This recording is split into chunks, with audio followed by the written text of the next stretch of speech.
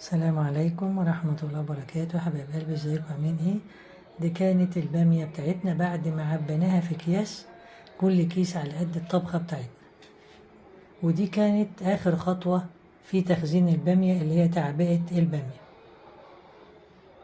حبايبي شايفين ان لونها اخضر وجميل، لونها جميل جدا، والكيس على قد الاكلة اللي انا بستعملها. حبايب قلبي بحبكم في الله، يسعدني ويشرفني ويفرح قلبي اشتراككم في القناة، واعمل لايكات كتير عشان يوصلكم مني كل ما هو جديد. وإلى أن نلتقي في فيديو آخر جديد، لكم مني ألف تحية وألف سلام، وإلى اللقاء.